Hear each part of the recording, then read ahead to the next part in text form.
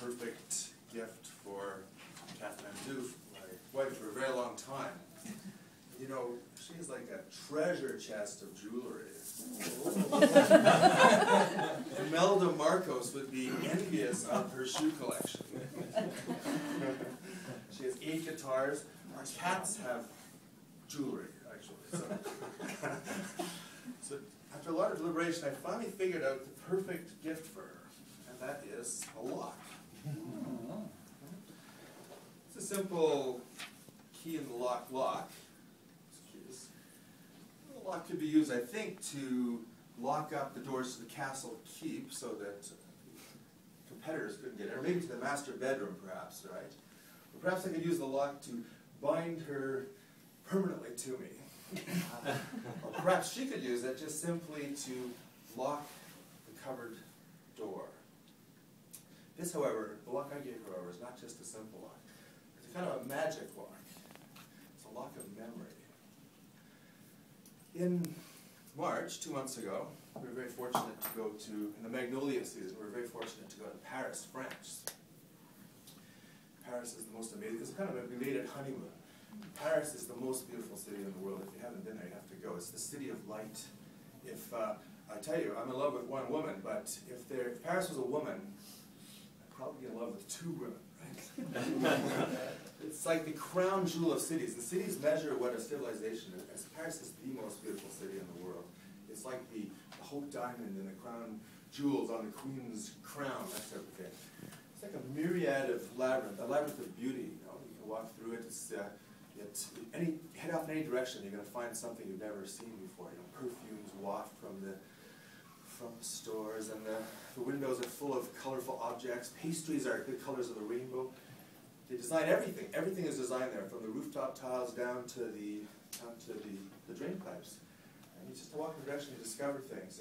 You know, there's a shop for everything in Paris. And if you're a gourmand or a gourmet, there's food for you, right? Every street corner has a cafe. It never sleeps, and at night the streets are very safe. I mean, I saw a single woman walking about at 2 in the morning all on their own, you know. Or maybe that was a different kind of woman I was talking about. Sure, exactly. In any case, well, yeah, I fell in love with Monet again. I forgot all about Monet.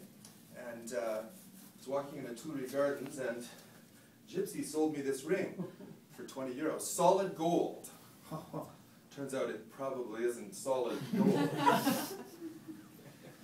In Paris, everyone walks. It's actually an occupation. It's called to be a flaneur. You just walk all day. I like to be paid to do that. You just walk around. That's what you do in Paris. And you don't see anybody overweight there. Everyone's slender. Women and men are gorgeous. They spend a quarter of their salary, I heard, on clothes. So they always look fantastic, elegant walking down the street. And I didn't see a single overweight person in the entire, well, I saw one overweight person, but I think he was probably an American, actually. But the first night we were there, Kat was jet-lagged, and I went for a walk by myself, and I left the apartment we were staying in, and I went down by the Seine River. It was like walking into an oil painting. And the Eiffel Tower, they have the scintillating light things was in the different distance. The bateau mouche, these boats on the river, the kaleidoscope of lights there. I walked down and I found a bridge I'd never been to before. It was called the Pont des Artistes. And at 1 in the morning, there were groups of young people sitting having picnics with candles and playing guitar, eating wine and cheese. Very peaceful. It's a pedestrian bridge, of course. And I was walking across the bridge and I noticed something very unusual. There's all these glimmering lights along the sides of the bridge, on the railings and the chain link fences. And you guessed it, they were all locks. There were literally 10,000 or more locks, all locked on the side of this bridge. I went up and looked closely at them, and people had written, the 2 lovers had written the names of their lovers, you know. They'd written down so-and-so loves so-and-so and locked it on the bridge. So I discovered the perfect gift for Catherine. The next morning over breakfast, croissant and, oh, I forgot to tell you about Paris, about the bread. The bread's amazing there, right? Baguettes and butter, like you can die for it, right? I mean, I can now die and go happy to heaven. So we're having croissant and apricot jam. I said we had to go for a quest for this gift. I hadn't told her what I was going to give her yet. So we headed across the streets of Paris, and they don't have Home Depot in Paris.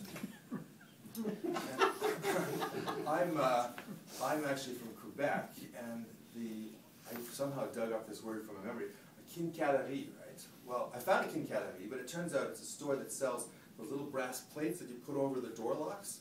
They didn't sell locks. And then I went to another store that sold miniature engines for miniature trains. And funny, they said to me the store I had to go to was called a bricolage.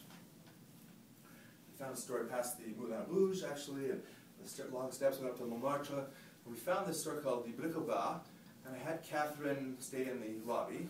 I went in and bought a lock and 2 keys, put it in a brown paper bag and handed it to her. I said, "Here's your present." And she opens it up and she says, "Well, thanks. Just what I always wanted."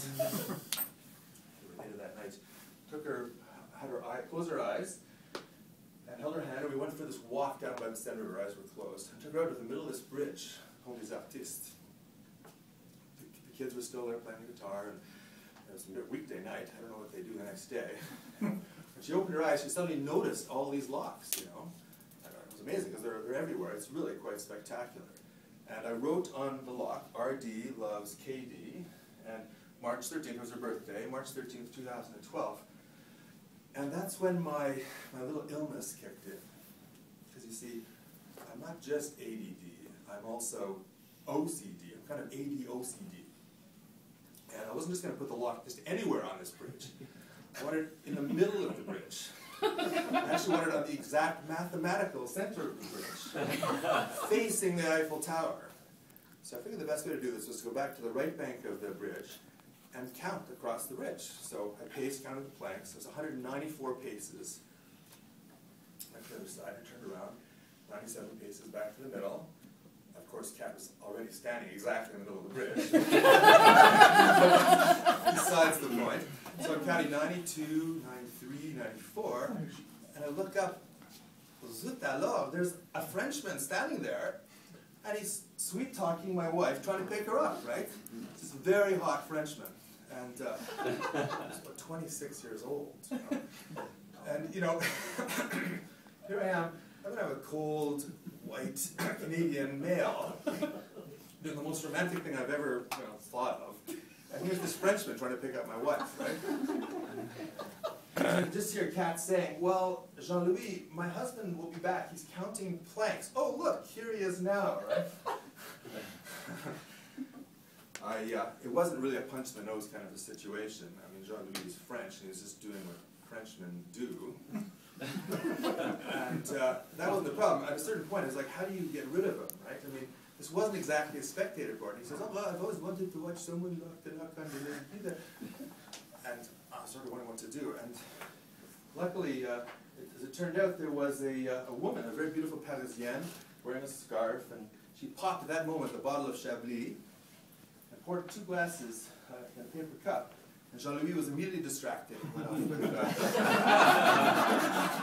went off with her, right, which was a relief for me. So at that point, I locked the lock on there. I put my name on it, and we locked our arms together, and we kissed each other both languidly and languorously, and lugubriously. It seemed like an eternity. And then each one of us took our keys and threw it into the Seine River. So I did discover the perfect gift for my wife. Not simply a lock. I gave her a memory, and I think the perfect gift is a memory. So.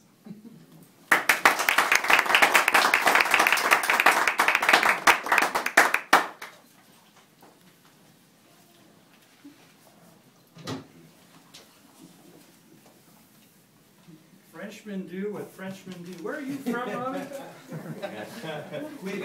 He's Quebecois, he's not French.